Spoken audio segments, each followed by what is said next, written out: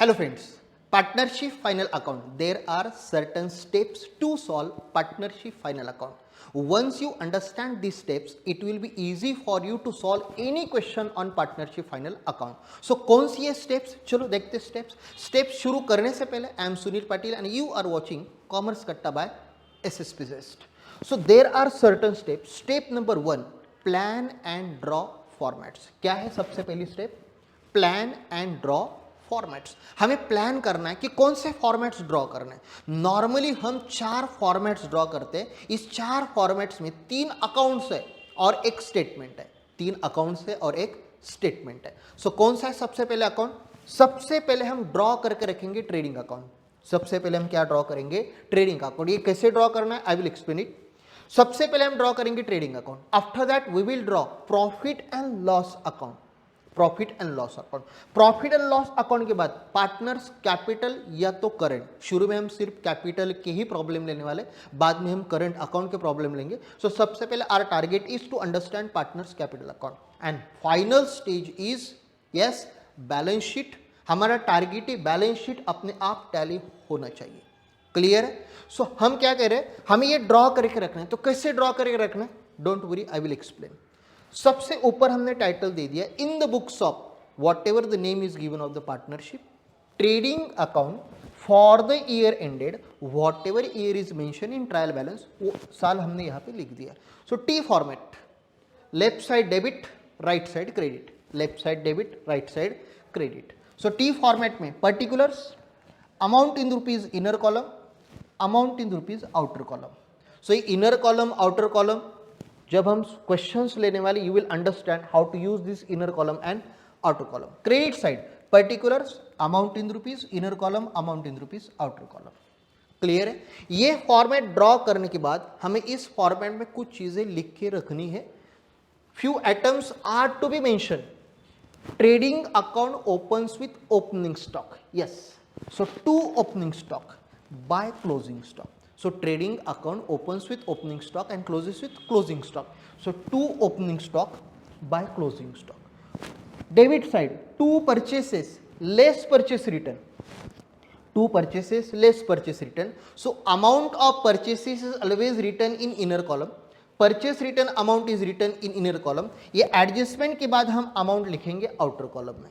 Same credit side buy sales less sales return. By sales less sales return. दोनों amounts inner में, subtraction करके amount outer में. ये हो गया हमारा ट्रेडिंग अकाउंट. इसके बाद हम ड्रॉ करेंगे profit and loss account. Same format है profit and loss. Text book में आपको दोनों एक साथ दिए, हम अलग अलग करने वाले. This is the best practice if you draw separate trading and separate profit and loss. Profit and loss account same T format, left side debit, right side credit. Particulars amount in rupees inner column, amount in rupees outer column. Credit side particulars amount in rupees inner column, amount in rupees outer column. Clear यहाँ तक? So profit and loss में क्या लिख के ही रखना है?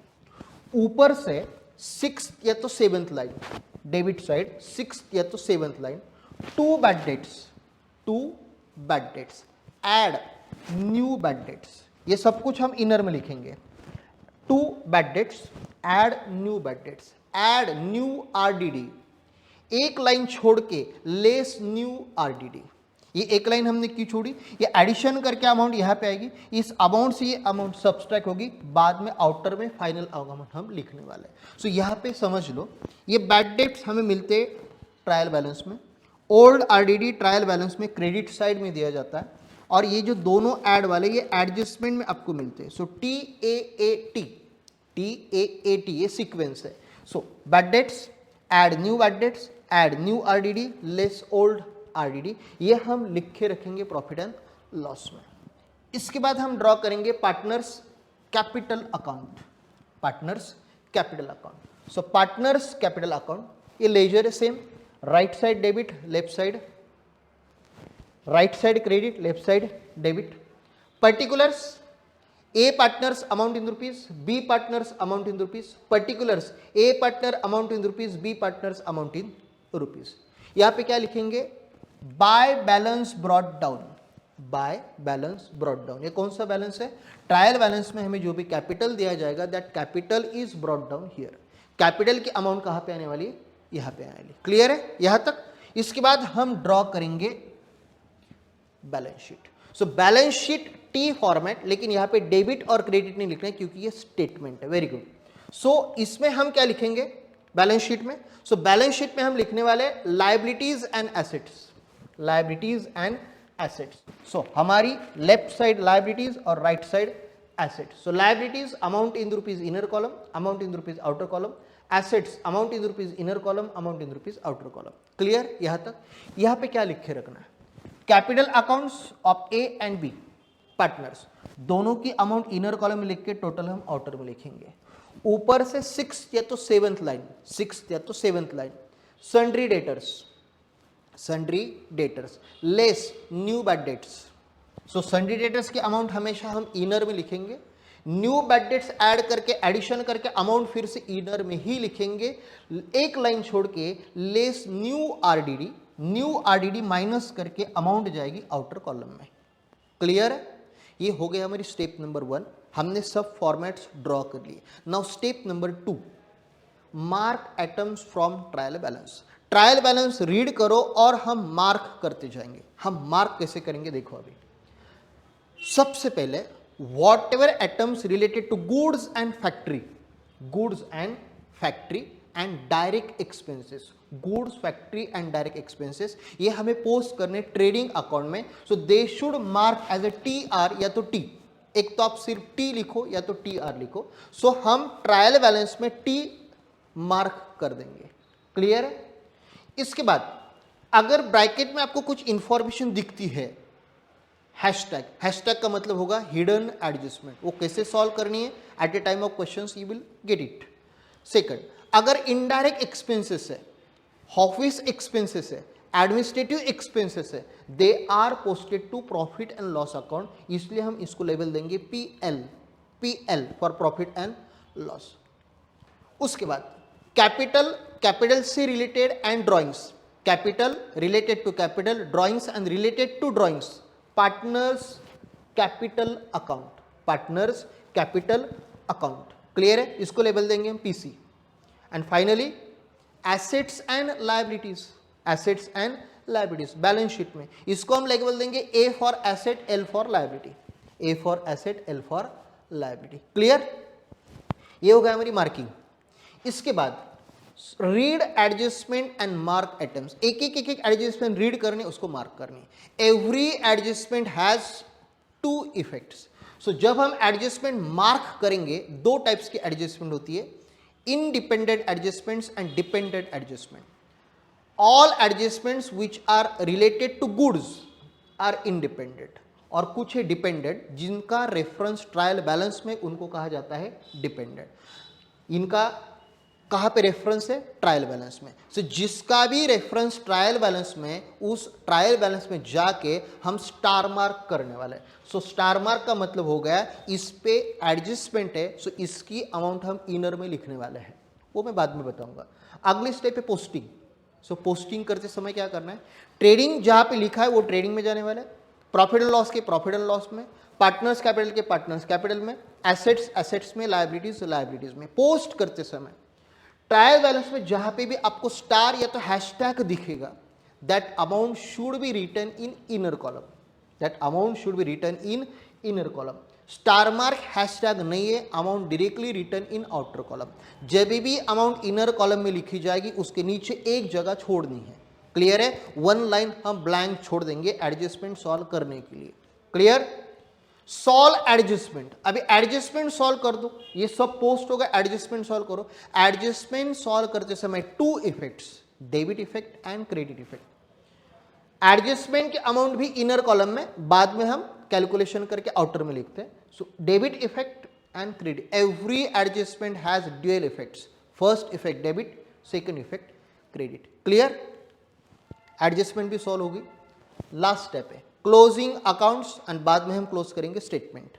सो closing account, सबसे पहले ट्रेडिंग अकाउंट हम क्लोज करते हैं, ट्रेडिंग अकाउंट हम क्लोज करते हैं। When we are going to close trading account, credit side में be greater than debit side, इसका मतलब क्रेडिट बैलेंस, क्रेडिट बैलेंस मतलब profit, so to gross profit.